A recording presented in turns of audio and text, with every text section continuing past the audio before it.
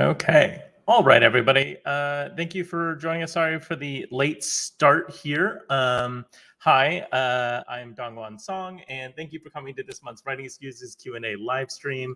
Hello to everyone in the Zoom chat and to people joining us on YouTube and Twitch. I'm joined tonight by my co-host, Howard Taylor. This is a monthly series that we do where two of the hosts answer questions that have been submitted by our lovely Patreon supporters. The stream is free for everyone, but if you'd like to have your question answered and to be in the chat for the stream, please join our Patreon at patreon.com/writing excuses. So yeah, thank you everybody. How are you doing today, Howard?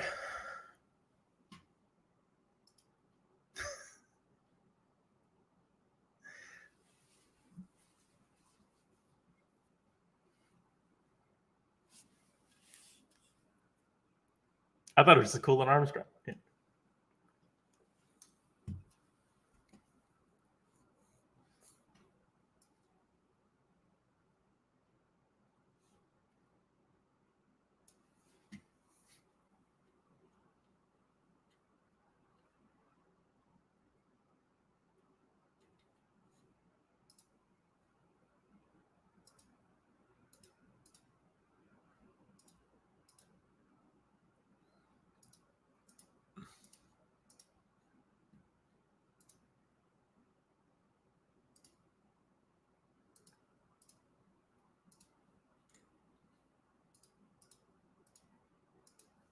Always. Well, I'm glad you have the new tool. And yeah.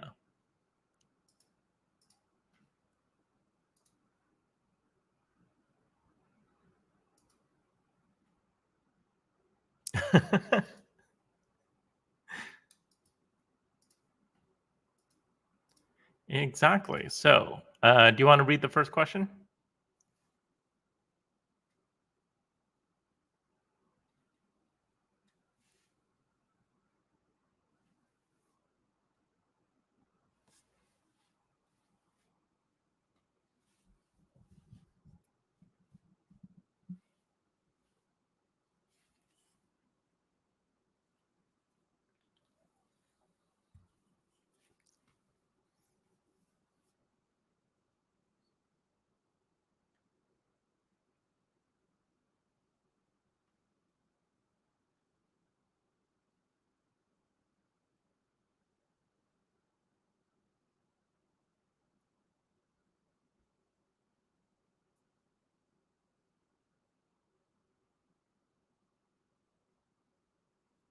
Mm-hmm.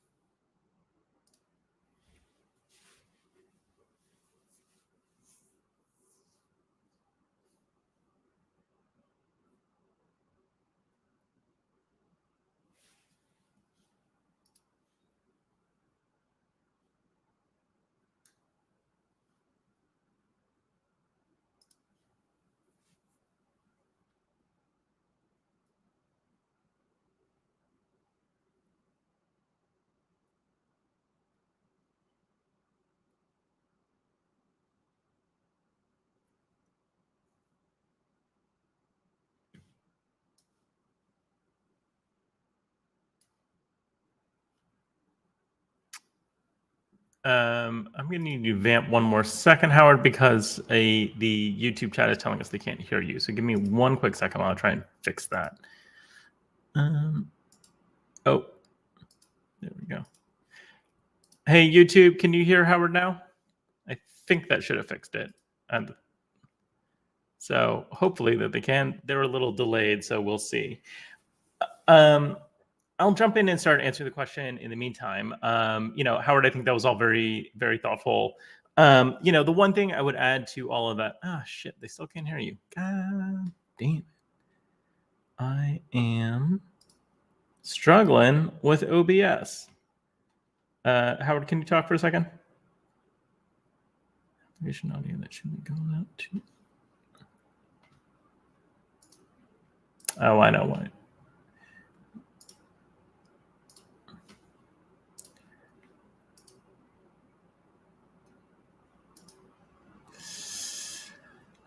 No, I realize that I need to.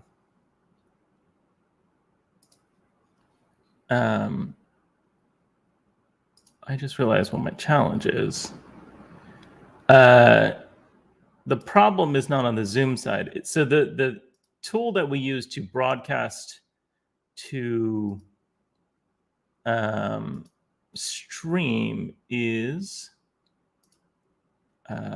sorry, I'm like trying to multitask here and failing at it miserably because we use a tool called StreamYard. So I need to pull the audio from Zoom or OBS into StreamYard, and that's the part I can't figure out how to do right now, which is hugely frustrating all of a sudden.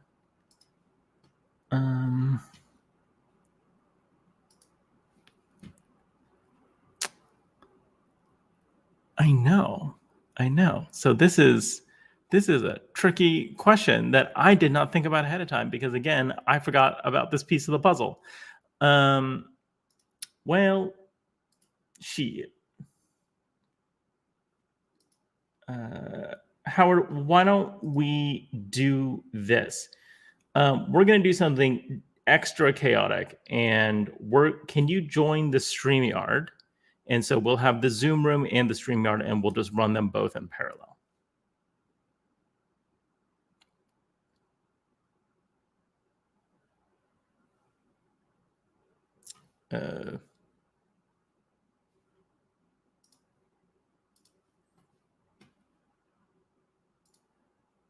Sorry about this, y'all.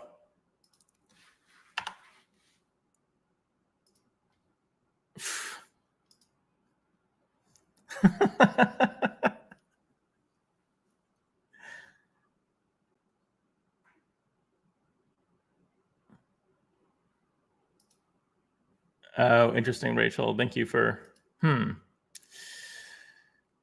Yeah, that seems like a very chaotic way to do that. So I will work on this problem in the meantime, but let's get Howard up on the StreamYard. Did you get the link?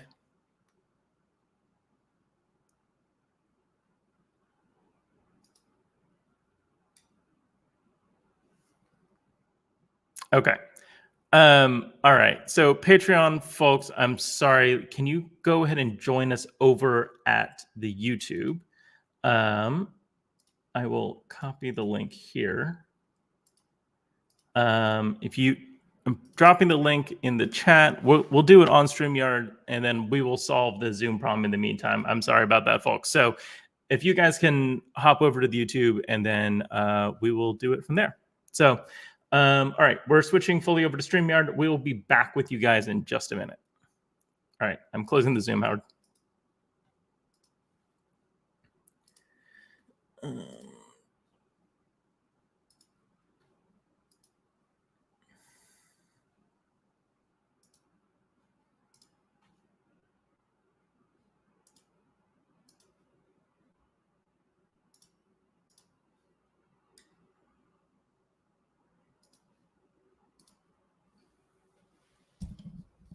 Okay.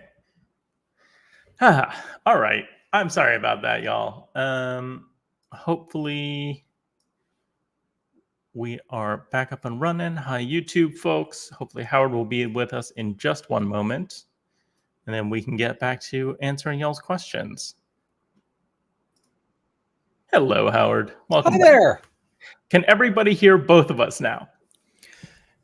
My name is Howard, and I'm doing my very best to not be silent. Let's see. Waiting for the live stream delay, which... Yes. Okay. Amazing. Great. Getting back to the question of what were we talking about? Writing groups. Yeah, I think there's a ton of different ways to use writing groups. Howard, I might have you answer this question again after I talk a little bit, since Happy all to. people on the stream couldn't hear you. So, and that'll give the Patreon folks time to catch up too. So, Oh, StreamYard is part of my. Come on, give me the tab. Give me the dang tab. Okay, so in terms of how to use a writing group, right? So there's a reason I think a lot of writing groups tend to be short fiction focused, because of this exact feedback. The feedback loop from writing something new to getting feedback from your group is shorter and requires less context. Now, if you have a group that's consistent, it's the same group of people, you can rely on them sort of week in, week out to be there, then you can show them your novel in sections over time, right? So every couple of months, you can be like, here's a new chapter, here's a new section. I know there's a lot of content, but, take a look at this for the next one.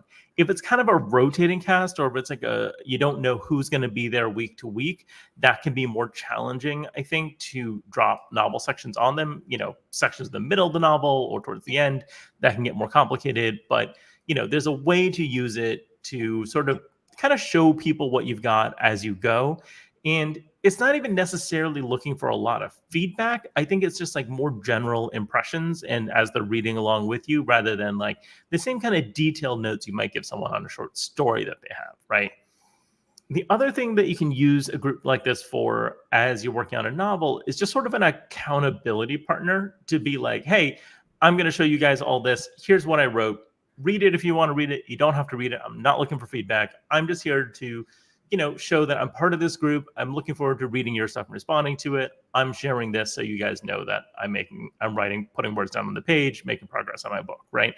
So think about what it is you want from this writing group, whether what you need is detailed feedback, in which case maybe finding a different structure or finding a group that's specifically focused on novels might be a better fit.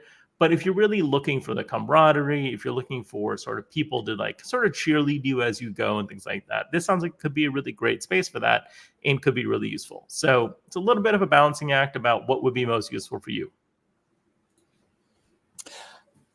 Yeah, sorry, I need to use shut my. That's all right. We're juggling all of our digital tools today, making a mess of it. Whew. Okay, so recapping what I'd said earlier, the way your writing group works is the way your writing group works, not the way my writing group works. And I lead with that because my group breaks rules that I've had people tell me you should never break, and that's just a thing. That said, a couple of common problems that come up in writing groups are and I'm going to use terminology that my group uses, the long read problem, which is the reader has forgotten critical foreshadowing that was just in the last chapter, but the last chapter happened, a month ago. And so the feedback can be misleading, because they'll tell you, oh, you didn't telegraph this well enough. Like, well, I didn't.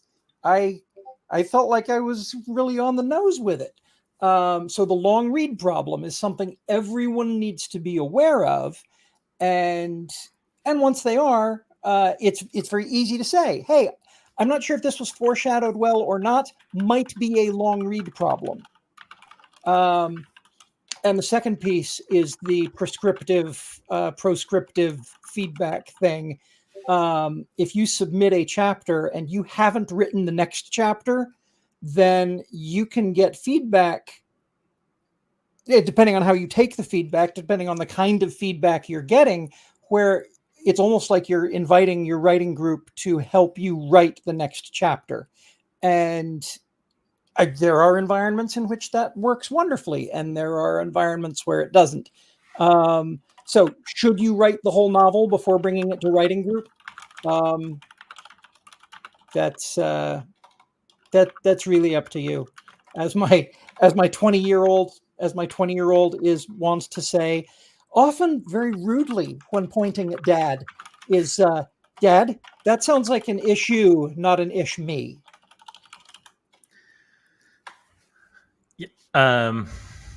I apologize, Howard. I was not listening because I was continuing to clean up the messaging around what we're doing with the Zoom room. It wasn't that good. I fully believe that your answer was fascinating, useful, and I'm confident that everyone else thought so too. So, okay, I dropped a message in the Discord, and I think we are solved for the moment, and I can stop thinking about that layer of things and focus on the event. Okay. Sweet. So,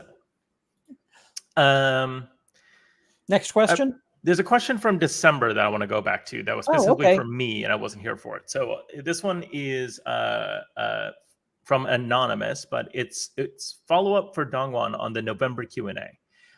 You mentioned that it's not worth spending a whole time addressing small detailed revision items when you still might need to make major high-level changes.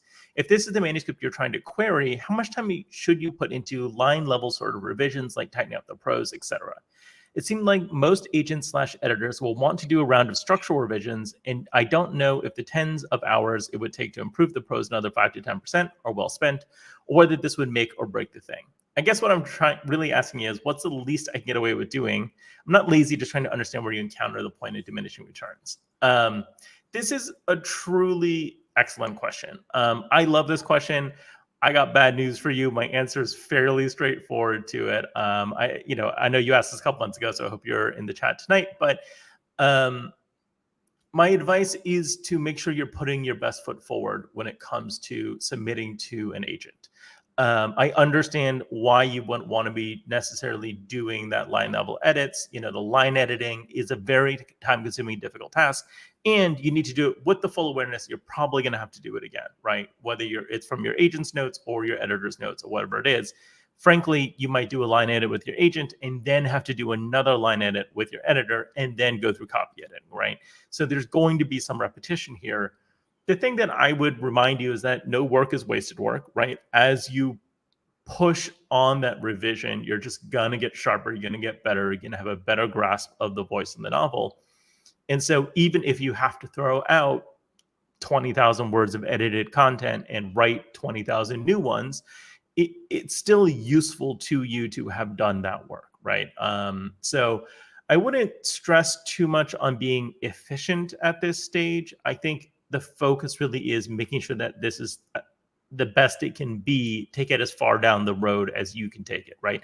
And that doesn't mean it needs to be the perfect manuscript. It's not going to be, right? I think being aware that it needs work is part of the process, because you're going to be looking for feedback from your agent and from your editor as part of that process. So,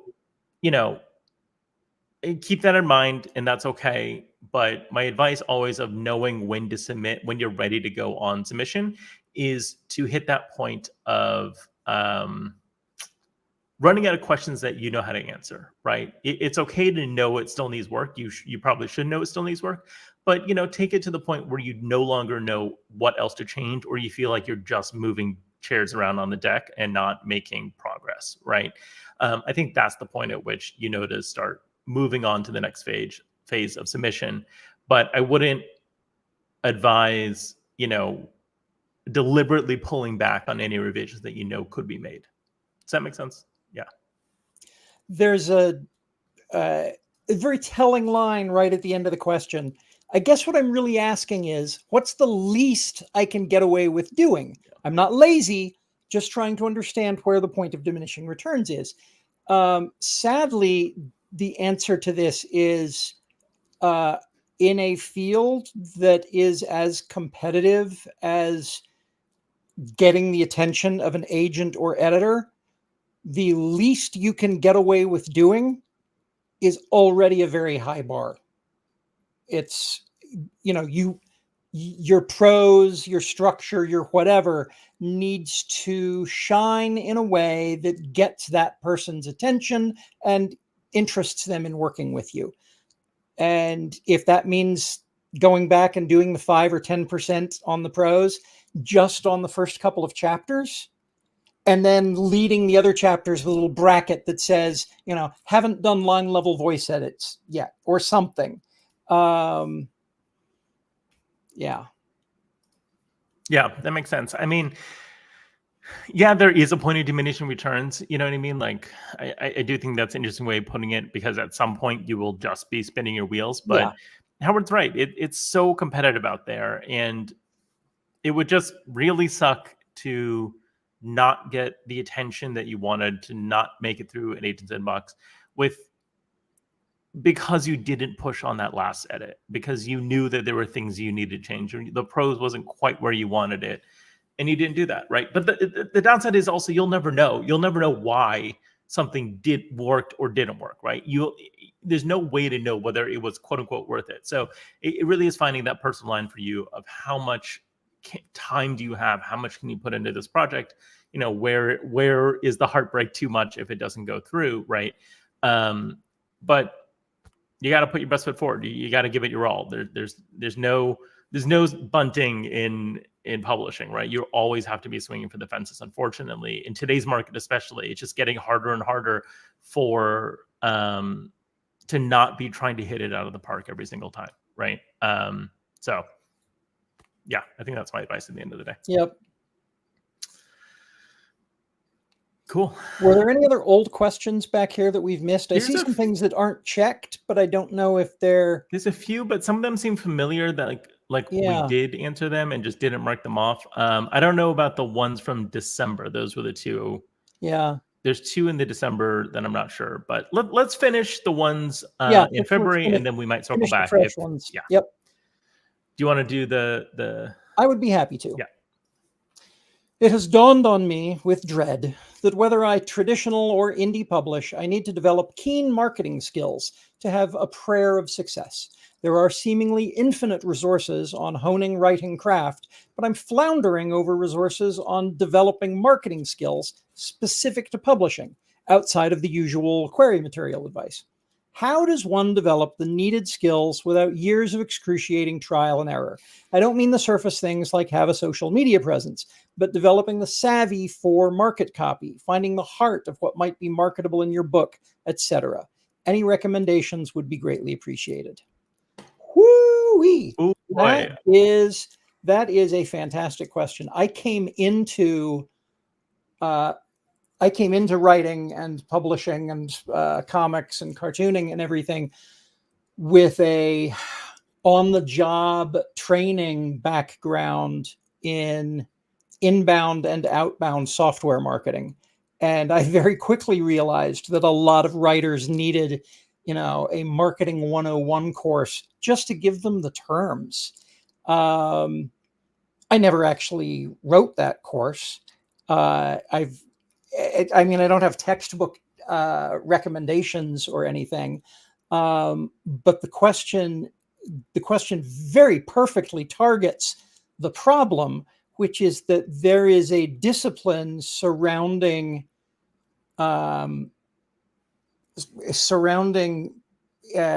marketing and public relations and building street teams and whatever else. There's a huge discipline surrounding that, and there are people who are paid high six-figure salaries to do nothing but that.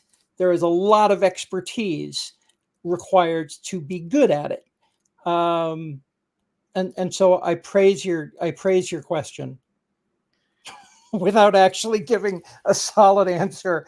It's a real tough one to answer, right? I have been in publishing since 2005. It is 2024. I feel like I am a million years old. And I still feel so often that I don't understand the skills of book marketing. I know a lot about it, right? I'm very experienced in it. I've seen a lot of books marketed. I know the steps. I know the process.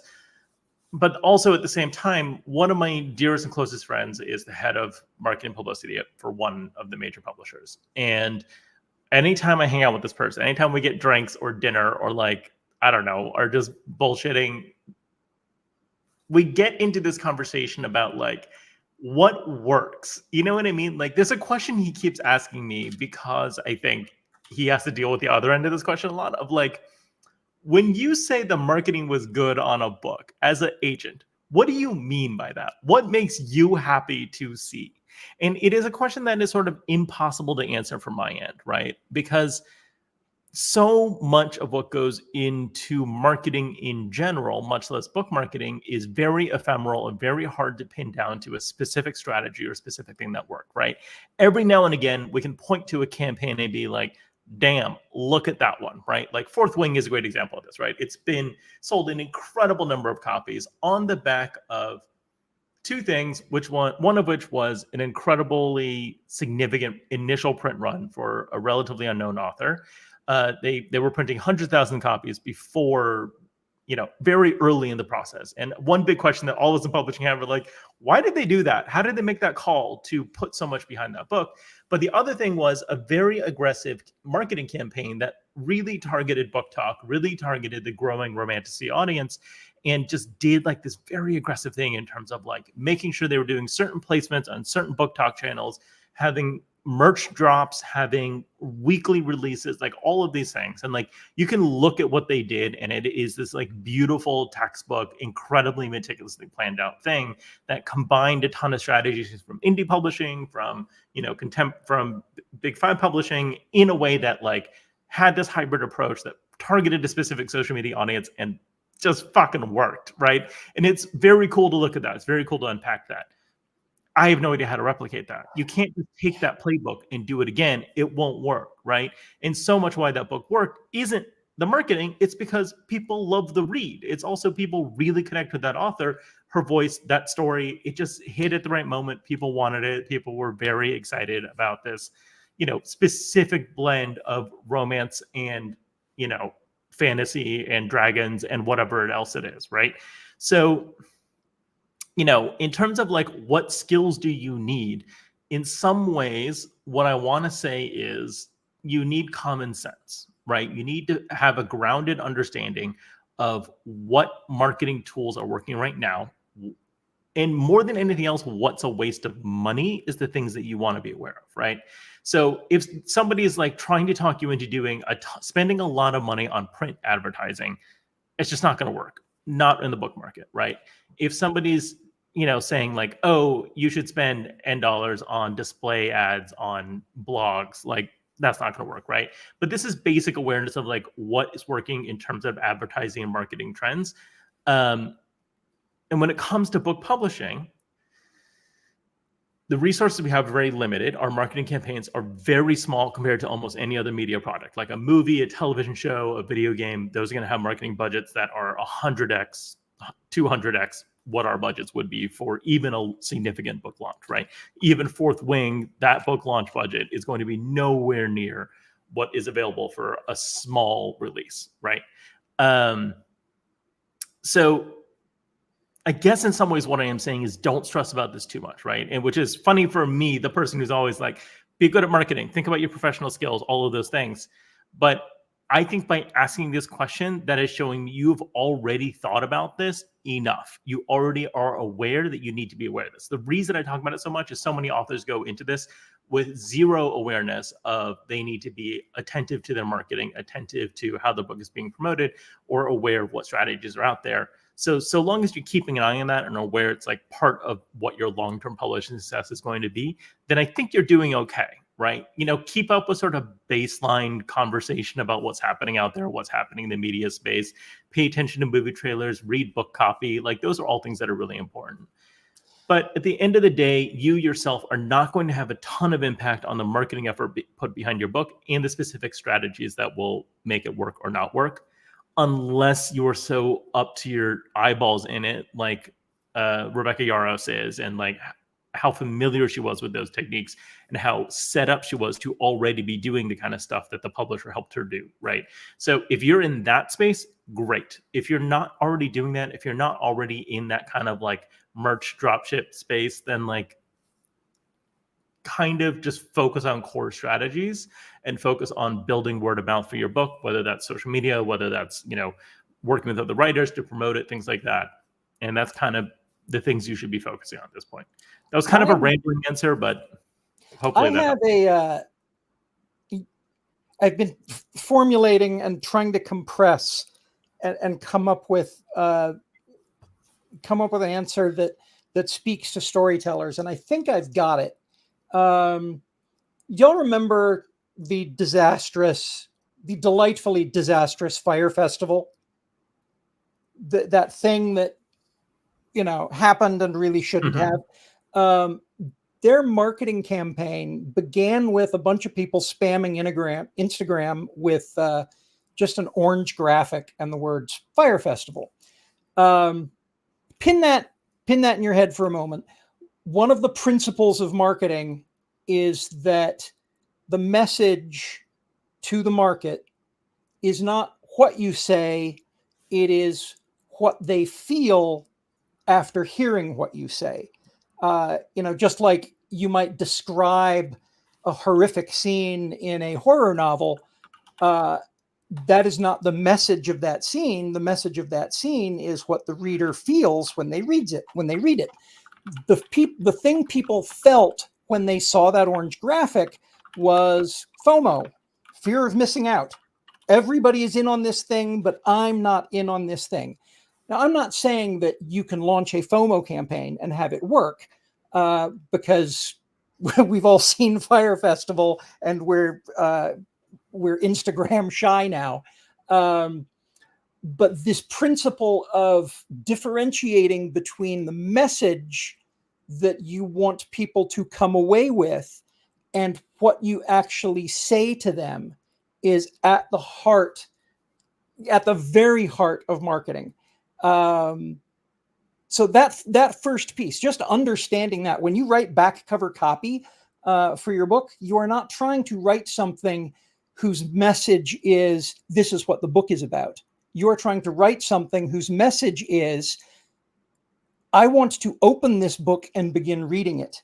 I want to take this book off the shelf and take it home with me. That's the message. How do you send that message? By writing back cover copy? That is black magic, and that's its own long lecture. But knowing that that's what you're trying to do should be the sort of thing that really lights a fire under you as a storyteller. You should look at that and say, oh, that's the same kind of challenge I have when I'm writing a romance scene. That's just, that's just being a writer. So cool. We'll put a pin in that. And because that's a skill set, now that you know it exists, you have all the tools that you need to go refine it. The second piece is the fortune favors the prepared. You look at the, was it Bigilus Dickulus, and this is how you lose the time war. Yeah. What happened there was somebody discovered a book that had been out for 4 years, 5 years. I don't know how long it had been out. I think 3 years by that point. 3 years. Maybe it was 4. I can't remember. Discovered a book, made noise about it to an all new fan base in a way that sent a marketing message that all of us would just kill to have sent, which was a mixture of FOMO and you will do this or I won't like you anymore. And you really want me to like you. You know, that guy had a lot of clout and got a lot of people reading this book. If you as a writer, as an author, you have a product out there and someone discovers it and starts pushing it, or someone asks you about it and wants to know how they can learn more. If someone, invites you to speak at a convention, if someone invites you to speak at a school, fortune favors the prepared. Do you have on your hard drive of heart drives a list of things you can send out quickly that will tell a story about you, that will tell a story about your book? Build that. You might call it a press kit. You might call it, assets. I don't know. But when you've got that, if opportunity comes knocking, rather than panicking and saying, oh no, what do I do? You say,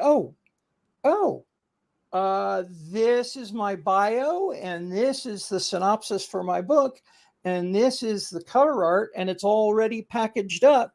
and you're ready to go. So those two pieces, understanding the difference between what you say and the marketing message, and pre-bundling some of that what you say so that you can strike when you suddenly realize the iron is hot. Those are the two things I'm going to leave you with. Yeah, I think that's exactly spot on. If I remember correctly, Mary Robinette somewhere wrote up a guide to doing a press kit that's very useful. That has some basics in terms of like word counts you want for certain things, photo sizes, those kind of things. That is very just useful, basic. Putting together a press kit on your website, hugely recommended.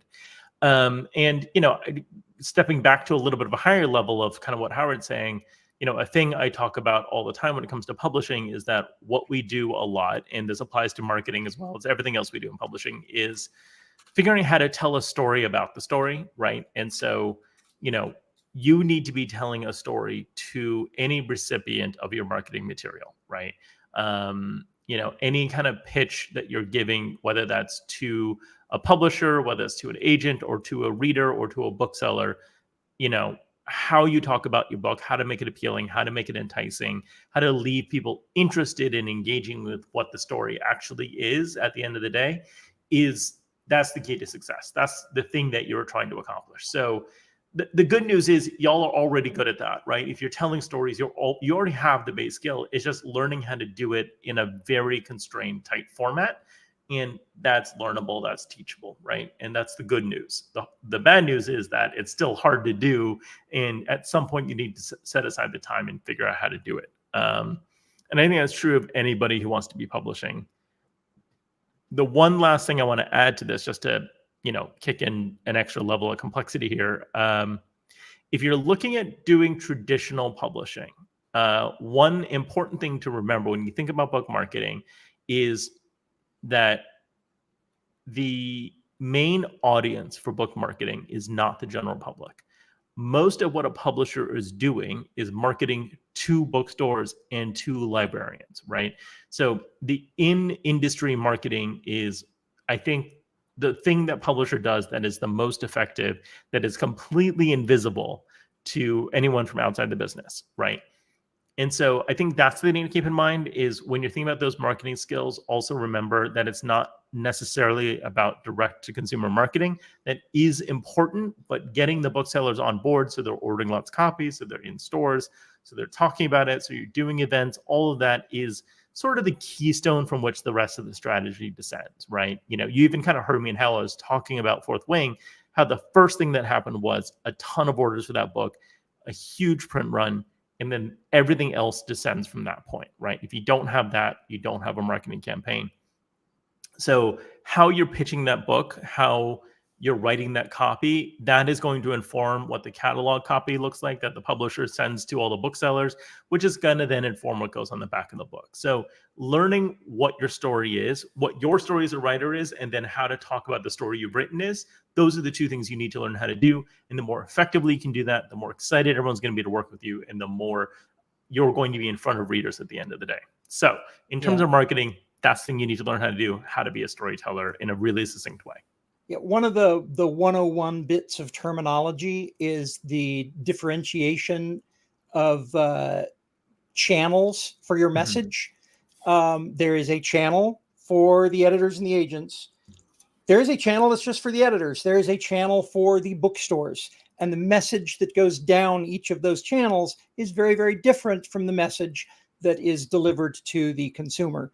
Yeah. And as I said, marketing 101, if you are studying marketing, or if you are unfortunate enough to have to learn it on the job, like I did, understanding how these things interlock, you're like, oh, wait, I need to write a synopsis for the editor and back cover copy for the reader. And those are two very different things, because the editor, I am allowed to tell the editor about the big reveal, in the end of Act 2. In fact, I probably should, but that doesn't go in my back cover copy. But the core pitch is the same still, right? The core pitch you're making to the agent, editor, bookseller, and reader is basically the same, because you're like, here's the story about why you should be excited about my book, right? So, knowing what works for what audience is also important, but the first thing to get is like the pitch. And that's why I like to teach pitching so much. That's why I talk about pitching so much, because it really is the core skill that you'll need as a professional author. So, okay, we've talked about marketing for a long time. Shall we move on to the next question? Yes. Would you like me to read it again? Yeah, go for it. I am about to start a writing project, and I'm getting the main characters' voices established. Do you have a voice Bible of exercises to get your voices down? I've used things like character interviews and their interpretation of the Gettysburg Address before, and I'm curious what tools other people use. This comes to us from Joseph. Howard, you've worked with a very large cast of characters in your book. How did you handle this? Badly at first. And then after a lot of trial and error, instinctively, without knowing why it was working, to the point that it took me a lot longer to get it right than it should have. Ultimately, if I am sitting down today and I want to write a character who is, who is going to fit in an action hero sort of story, I will start by asking myself, is there an archetype I want them to sound like? Do I want them to be the strong, silent type? Do I want them to be the chatty, goofy type, like, Spider-Man? What do I want as an archetype? Mm-hmm. And then from there, I ask myself, well, do they have a background that is going to make them interesting to the reader, that is also going to inform the way they talk? And that's just a yes, no question. They worked at the circus, whatever. And then I just sit down and I start writing dialogue from them. I'm not conducting an interview. I'm not having them read the Gettysburg Address. I'm having them talk about their world. I'm just putting them in a scene and writing it.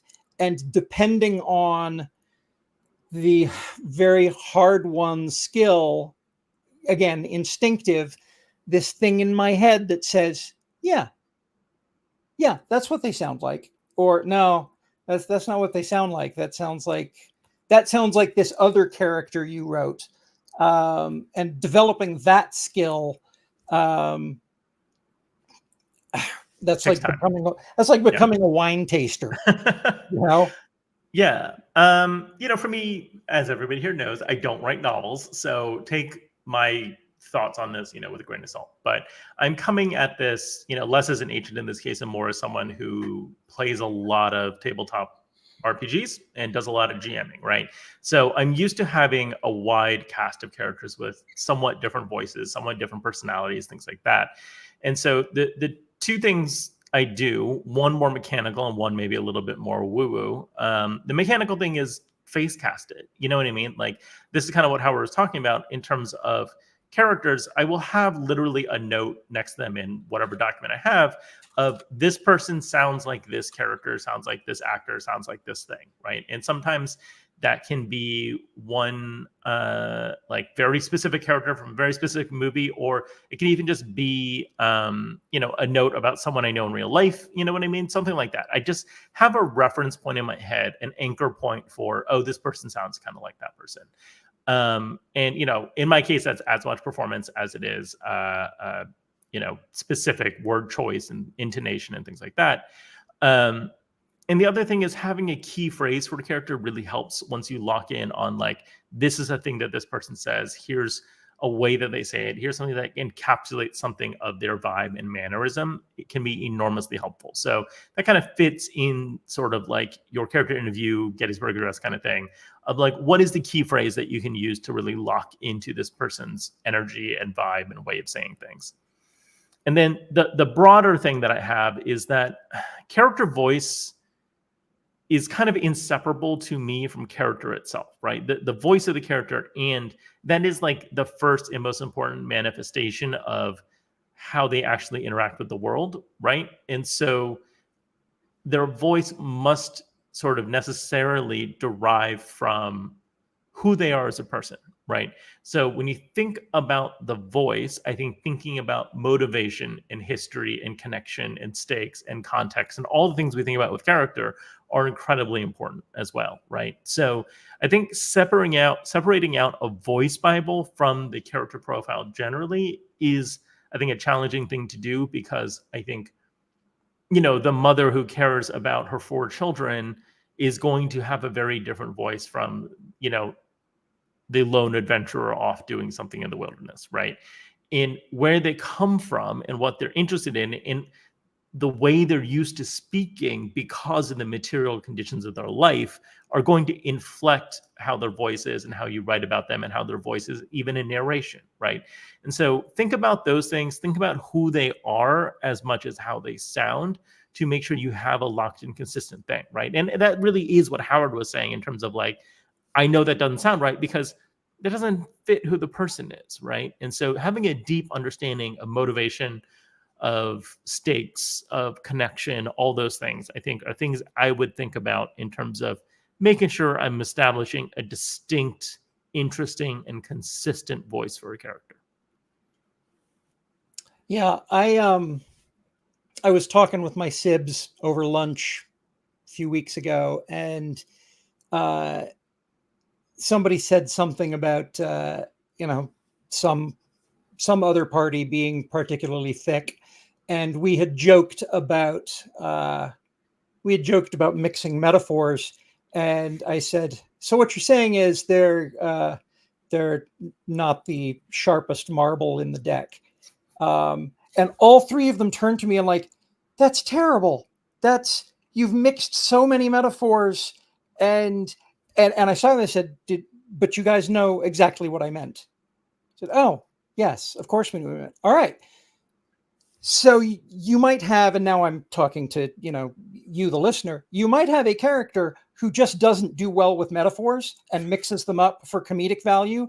And you might have a character who breaks the cliches by changing or mixing and matching and is always understood. And those are two different voices, which to the uninitiated might at first seem the same.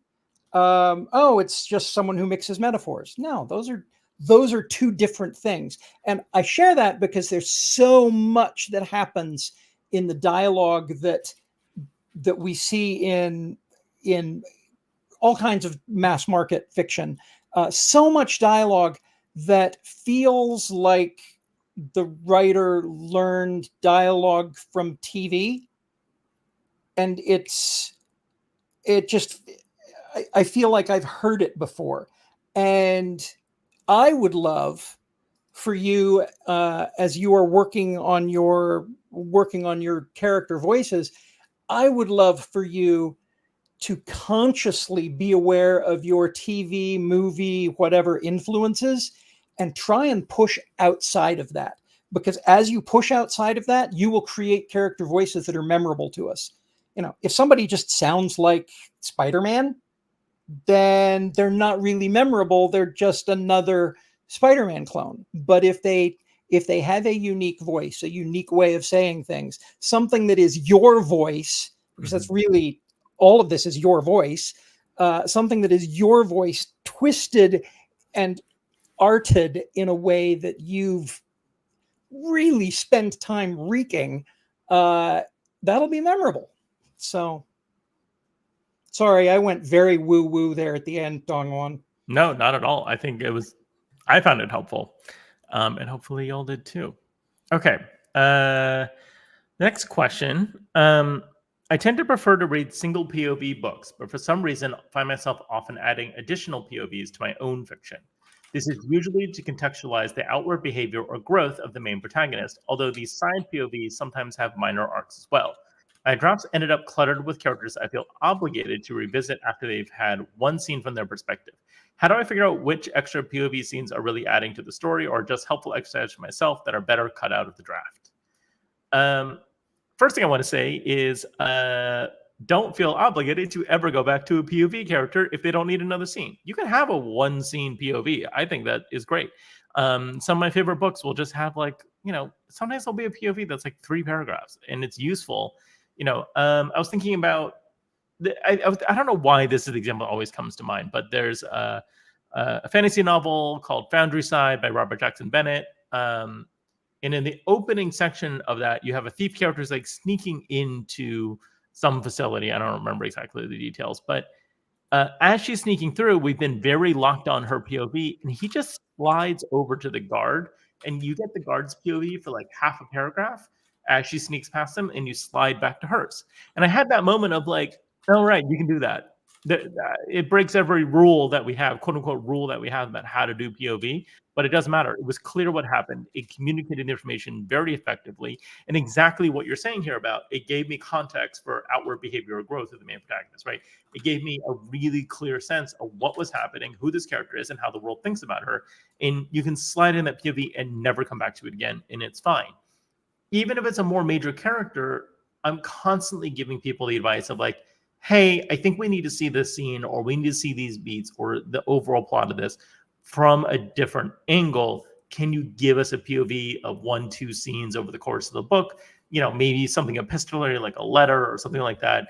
And it's not something we necessarily need to come back to. So the first thing I would say is free yourself from the expectation of, if I add a POV, it needs to be like really weighty and have all this space in the manuscript devoted to it, or needs to have its own arc. Sometimes having an arc for a secondary POV is great, right? If they're going to be there for 4 or 5 scenes throughout the course of the book, or, have consistent narration, then yeah, absolutely you want an arc for that narrative too. But oftentimes it's okay to just have someone drop in and then drop back out, and we as the audience will never think about it or notice it again. Now, if you have a million voices in there and it feels really cluttered and scattered and there's no focus, not clear who the protagonist is, that's a different question. But it sounds like that's not the situation you're ending up in. It sounds like what you're doing is adding too much to each character because you feel obligated to, rather than interested in what they're saying, right? So, when you're asking this final question, how do I figure out which POV scenes are adding to the story, or just a helpful exercise for myself? I mean, think about, are they interesting scenes? Are they useful? Is it a fun perspective to get the story from? Am I learning more about the character, and are the stakes increasing over this, or does this feel like a diversion, right? So if you drop that scene, is the overall narrative more confusing or less exciting, right? Do you lose clarity? Do you lose tension? If the answer is no, that you're not losing those things, then yeah, sure, maybe cut it. Maybe it's not useful. If you feel the read is more confusing without it, or flat without it, then absolutely put them in, right? For me, those are the 2 things you can add by adding another POV: is clarity, whether that's world building or perspective on the character, then tension as you get another character's perspective. The kidnapped sister, seeing where she is in the world, right? The villain's POV as he's like plotting whatever his plan is. You know what I mean? Like, getting a sense that the world moves outside of the character's POV can be so helpful in upping the tension and giving that perspective. So those are the things I would think about as you're asking yourself this question. One novel that used, boy, I sure hope I'm remembering this correctly, ancillary POVs to great effect and very heavily, was Tom Clancy's Red Storm Rising, which is a story of late 80s, early 90s outbreak of what might be the Third World War. And we regularly drop in on people whose point of view is there because they are either about to get blown up or about to blow something else up. And really, we just need to see a trigger get pulled or a bomb land. And that became sort of an open question, in much the same way that those people you see at the beginning of a police procedural are an open question. Mm-hmm. Is this someone who is going to become a body? Is this someone who is going to discover a body? Is this someone who is going to, I don't know, make more bodies? But that POV is fresh and fun. Yeah. And so Red Storm Rising did this really well. The one thing that I would encourage you to do is come up with some sort of rule set for yourself about how you signal that this POV is Well, I mean, one, signal that this is not a voice you've heard before. The voice has to be distinctive. The setting, you have to let us know this isn't a flashback, this isn't a dream sequence, this is a different character. And you have to do something to signal to us that it is okay for this to keep happening. The story is going to unfold with some of these snippets from the side, and I'm going to do it similarly each time, so you know what's going on. I mean, maybe that's a high bar, but I categorize that under the please don't confuse me when I'm trying to read. Kara Everfair has 1 million POVs. The sequel, which is coming out very soon, or just came out. I should know. It's one of my books. I get confused on schedule. Has 1 million POVs in both cases because she's trying to also give you a perspective of a very broad world. And that's a great way to do that. It's a great way to sort of give perspective on different aspects of a complex political situation. And, I encourage people to be less afraid of POV. I think it's a really fun tool to play with. And, kind of going to Howard's last point there, I don't exactly know what I mean when I say this, but I do think it's like an important is that when you're doing POV, just make sure you're doing it confidently, right? You're doing it with authority.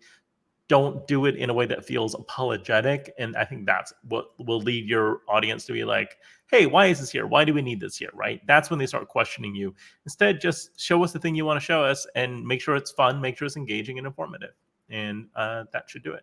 So, okay, we are at our usual stream end time, but we started late. So, Howard, are you okay if we take a couple questions from the audience? I wanted to just really quickly bounce back into the December questions. Oh, right. Just so I can put check marks next to them.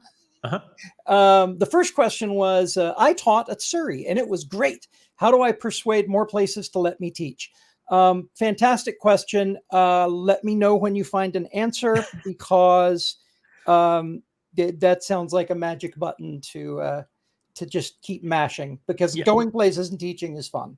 3 ways to more places have more places let you teach. One is become very successful, right? Like be a best-selling author, win a bunch of awards. People will start coming to you. People will start asking you, hey, can you come teach for us?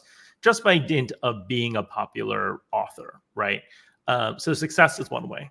2 is establish a brand as an educator, right? So even if you're not hugely successful, if you're known for teaching, known for talking about it, this can be start a newsletter, start an Instagram account, start, a website, a streaming series, whatever it is, do a YouTube series where you talk about elements of craft, you talk about teaching from whatever your perspective is, right? Like whatever it is that you're bringing to the table that is unique to your perspective, then make that a platform and start building a platform for yourself. And that way you can, when people are like, hey, do you want to teach for us? You can be like, yes, and here's what I do, here's how I do it, right? So establishing that, having a podcast, for example, nobody compete with us. You're not allowed to. And then the third way to do it is don't forget just to reach out to people, right? Like ask. Having that success, having that platform will help with this enormously. But if there's a conference you think is cool, if there's a place where people are teaching that you're like, hey, I want to do that, just reach out to them, drop them a line. Each of these organizations will have a programming person. Reach out to that programming person and just be like, I would love to teach. Here are the things that I like to talk about. Here's my expertise. Here's why you should hire me, those kind of things. And start with asking, start with reaching out to people, and start with networking. And that's going to be the way that you're going to start to be able to build a profile to get to a place where you can, teach in different ways. It's kind of how I built up my sort of teaching resume. It's a little bit easier as an agent. People do kind of want to hear from you, but mostly like writer conferences, we're just coming to me being like, hey, can you just come and take pitches? And I was always like, I hate taking pitches. Can I give a lecture? And they were like, no, we just want you to take pitches. I was like, fine. But the more I did things that got me involved on the teaching side. I'm sorry, Dongwon. What you just said was, I hate listening. Can I talk instead? Have you met me, Howard? Are you not aware of this yet? You've worked with me for years. Come on. Oh, No, sorry, it's true, sorry, I but interrupted you. not at all, not at all. What was it? Oh, yeah. I mean, and so what I just started doing was doing opportunities that let me teach in different venues, starting out with smaller venues and building my way up to the point at which I got to teach at NYU, right? To a point at which Writing Excuses asked me to be a host, right? All these kind of things that came over years and years and years of me doing smaller events, volunteering to teach anytime I could, whether it was like my local writers group, whether it was, community college, whether it was doing, Zoom events at different schools, things like that. That was a thing that I deliberately built up because I love to teach myself. And until the point that I got to teach at Surrey, I got to teach at NYU, I got to do this, that, or the other, right? So that's my core advice on how to get there. Obviously it helps that I have a position in the industry. But I also think a lot of how I teach and why I teach is specific to me really building that as a not like a secondary career necessarily, but a real channel, a real vertical in what I do and how I exist in the industry. And I had the newsletter too was very instrumental in getting me to that point.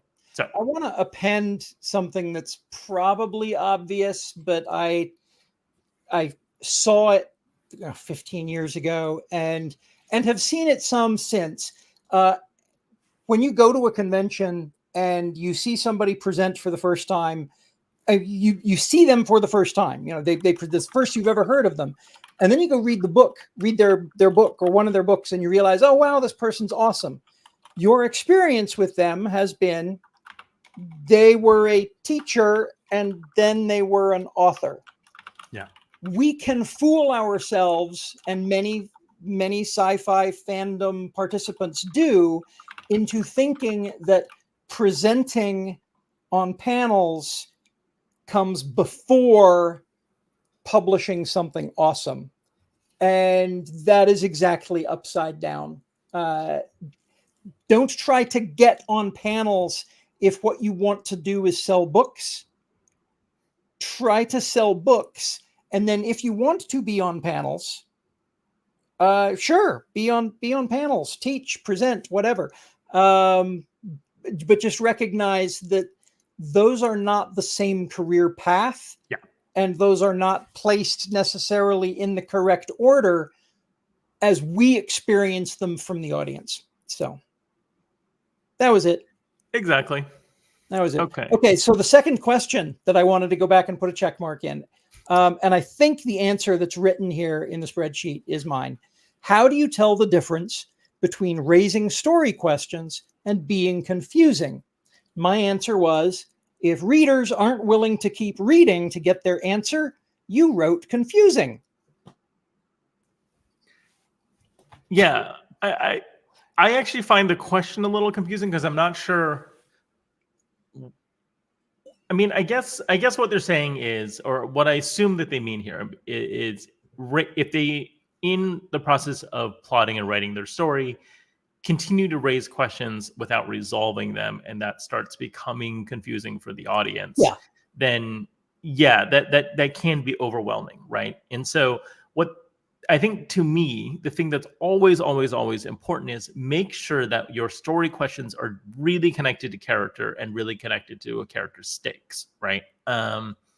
So when you want to introduce a new question, a new world building element, a new plot line, a thread, a layer, whatever it is, that has to be pegged to a character that we have a relationship with.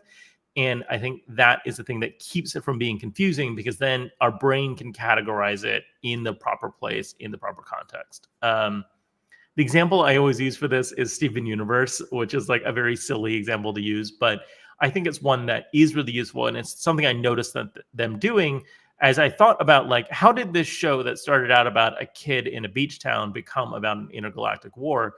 And I went back and thought about it. And every time they introduced a new world building element, a new scale to the universe, a new question, a new set of characters, it was always tied to a specific character's experience and conflict and internal conflict, right? And so that made it always, as we're upping the stakes and making the world bigger, never overwhelming for the audience, who would be much younger than I was, but like, it made it very digestible, very accessible, and very exciting, because it was always connected to characters. So If you feel like you're asking too many questions and being confusing, slow down your pace and what you're asking so that you have the time to connect each question to a character and that the audience is invested in and we're going to care about. That's my core advice. Yep. Okay. All right. We have time for one or two questions from the comment section if you guys have them. Or if not, we run about an hour here. And again, apologies for the delay and the technical difficulties at the beginning. Dongwon, I'm going to have to ask you what the channel is by which questions would be delivered. Oh, drop them thing, in or the chat, in the YouTube chat. Okay. Or Twitch if you're watching on So our Twitch. Although I questions think, are on a 20-second delay. yeah, exactly. So it'll take a second. I think pretty much everyone's on the YouTube right now. Well, I pulled it.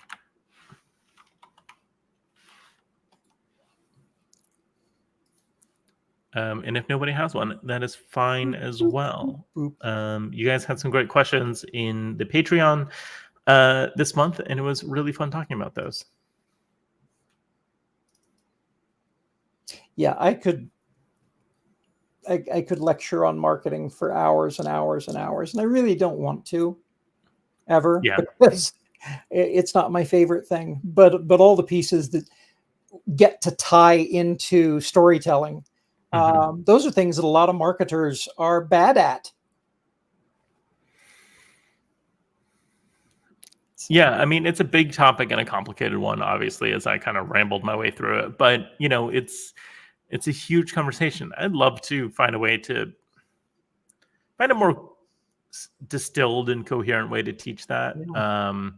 You know, I think it's a kind of a fraught topic because it's difficult for us to find ways to talk about it that feel accessible to audiences. But yeah, it's a lot to distill down. I haven't seen any questions show up in the YouTube chat. Maybe we'll call it at this point. It's 9:15 on the East Coast here. So oh wait, I had it on top chat instead of live chat. Nope, that did not change anything. Nope. So, well, thank you again for coming. Thank you. Let's see. Yeah.